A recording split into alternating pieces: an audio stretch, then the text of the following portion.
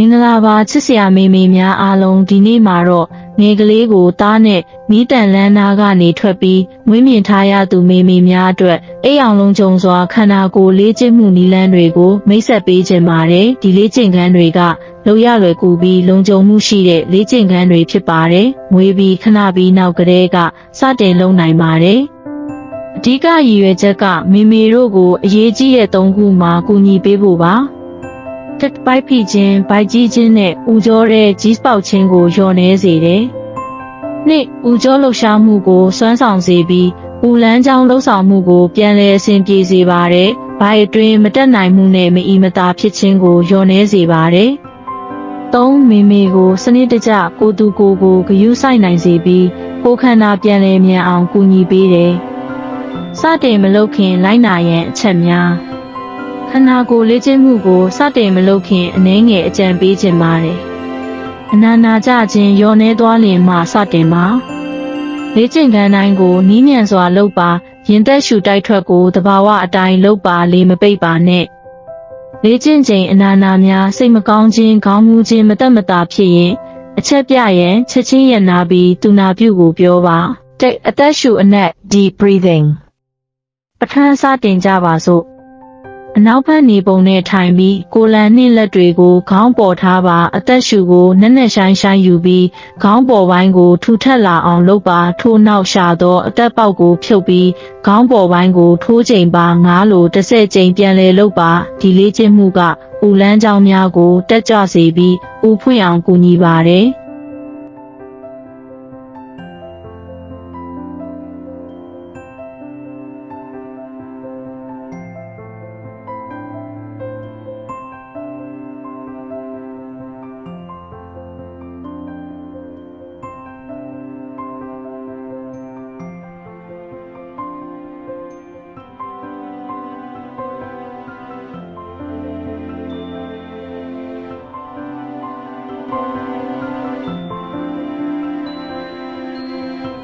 လူမရင်ပိုက်အနေအထားလူတရအနေအထားပတ်လက်ကြံပြီးဒုတစ်ဖက်ကိုကွေးပြီးရင်ပတ်စီတို့တစ်ချိန်ကွေးလိုက်ပါ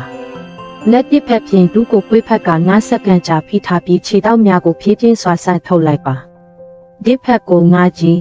ဖြူလုပ်ပေးပါ၎င်းဒီတန်းငွေများထွက်လာစေပြီးဝမ်းချုပ်ခြင်းကိုတက်တာစေပါသည်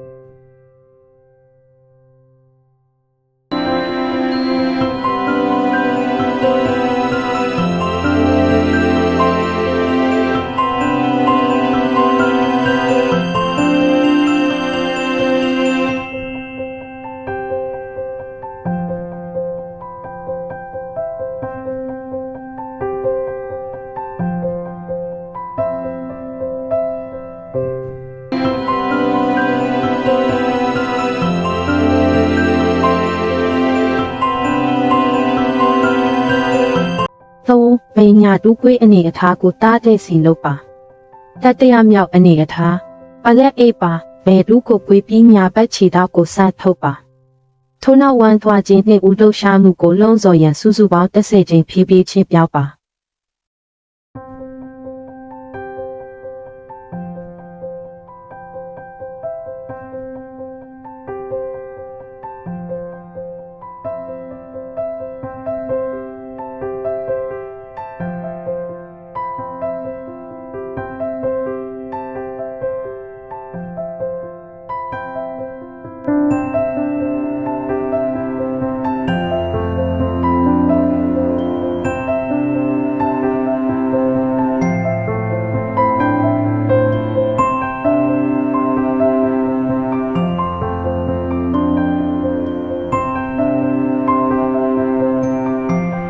လေးခန္ဓာကိုယ်ကိုမြင်သာစွာလင်းပါ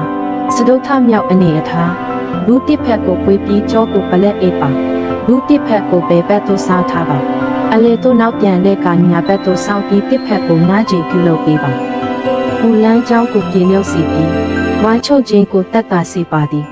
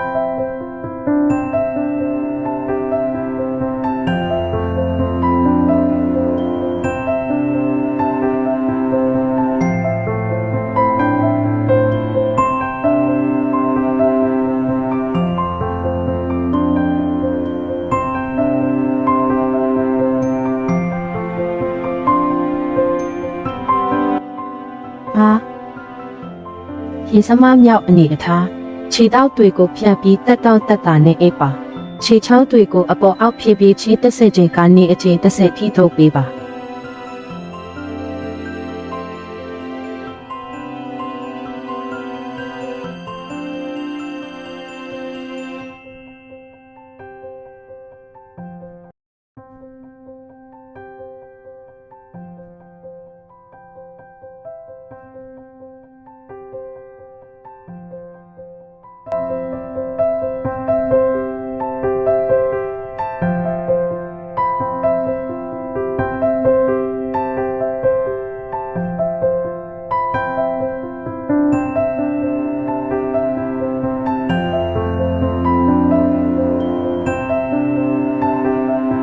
6ဝိုင်းပိုက်ကြုံချင်းပြင်လျော့စီကြီးစိုက်ထမမြောက်အနေအထားပလက်တန်အေးပါအသက်သွင်းပါရှူထုတ်လိုက်တဲ့အခါဝိုင်းပိုက်ကိုညင်သာစွာကြုံပြီးရှူသွင်းလိုက်တဲ့အခါထုတ်ပေးလိုက်ပါဝိုင်းပိုက်ကျွတ်သားတွေကိုပြန်လဲကောင်းမွန်လာစေဖို့တစ်ဆက်ချိန်လောက်လုပ်ပေးပြီးဘိုက်ထဲကတင်းမာမှုကိုရှော့ချပါ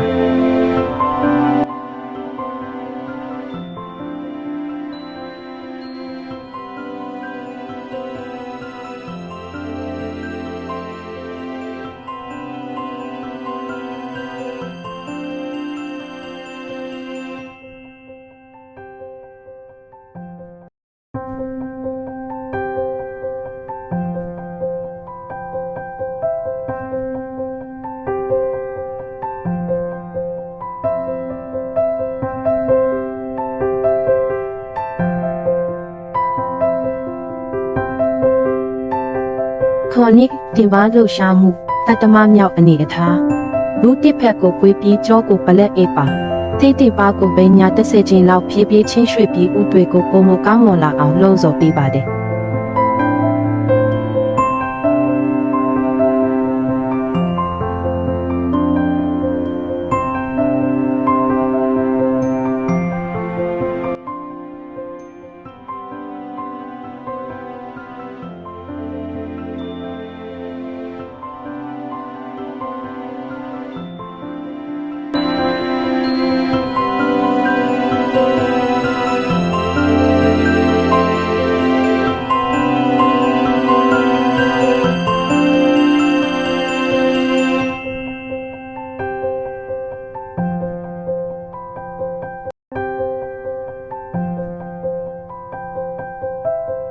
ရှိခြေဘဝအနေအထားလေပင်နဲ့မင်းစိတ်ကိုရင်ပန်းနဲ့ပိုနီးကပ်အောင်မြောက်ထားပါအထမမြောက်အနေအထားလူပွေးပြီးခြေဘဝကိုမြင်းညာညာနဲ့တက်တောင့်တက်တာရှုပါအသက်ရှုသွေးတဲ့အခါမှာမင်းစိတ်ကိုရင်ပန်းနဲ့နီးကပ်စေဖို့အတွက်ကောက်ကိုအနှဲငယ်ဆန်ထုတ်လိုက်ပါပိုက်သားကိုညင်သာစွာကျုံထားပြီး3စက္ကန့်မှစက္ကန့်အထိဖိထားပြီးကောက်ကိုလျှော့လိုက်ပါ9ချိန်မှ10ချိန်အထိပြုလုပ်ပါ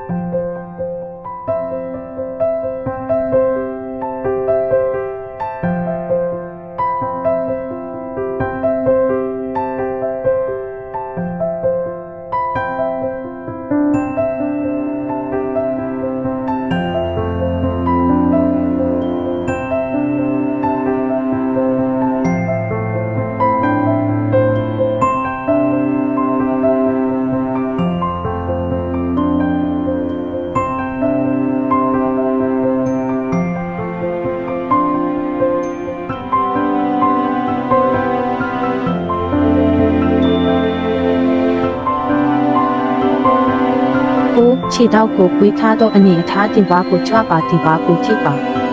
နဝမမြောက်အနေအထားလူခွေးပြီးကြောကိုပလက်အိပ်ပါဖြင်းချင်းစွာအသက်ရှူခွေးပြီးဝါးပိုက်ကိုတင်းကျပ်စွာဖိထားပါတင်ပါတင်မင်းမအင်္ဂါကိုဖြစ်ပါထုံနောက်တင်ပါကိုကတိန်ပေါ်မှာအနေငယ်မြောက်ထားပါ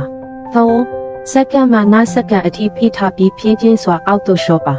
9ချိန်မှ10ချိန်အထိပြုလုပ်ပါဤကိုဟန်ဒီတင်ဤတင်ပါဆိုရွကျွတ်သားများကိုပြန်လည်ရရှိစေပါသည်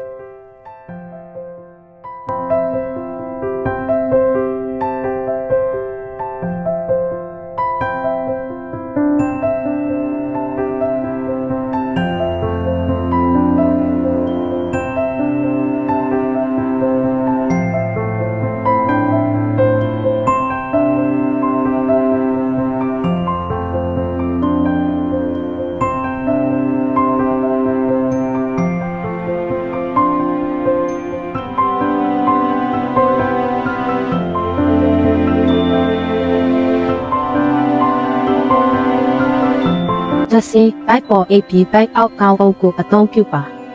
နောက်ဆုံးလှုပ်ရှားမှုဖြင်းချင်းစွာလန့်ပြီးဘိုက်ပေါ်လဲအိပ်ပါဝမ်းဘိုက်အောက်ကောင်းအုပ်ကိုအသုံးပြုပါဒီဖက်သို့မျက်နှာမူကအသက်ရှူအဝင်အထွက်အညီအများ9မိနစ်မှ10မိနစ်အထိဖိထားပါဤအနေအထားသည်လေဝင်လေထွက်အားကောင်းစေပြီးသားအင်ကြုံမှုကိုပုံမကောင်းမွန်စေပါသည်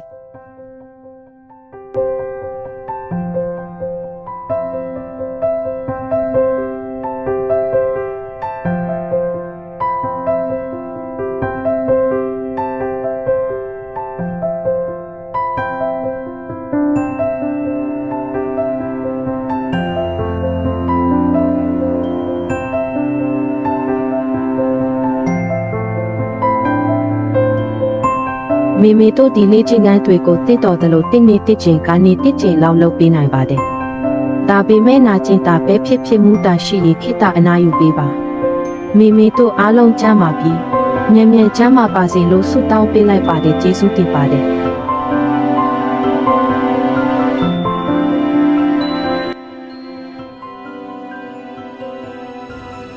คลิปวิดีโอนี้จัดทำขึ้นโดยนักศึกษาคณะพยาบาลศาสตร์ชั้นปีที่ 4 ของสถาบันการจัดการปัญญาภิวัตรขอบคุณค่ะ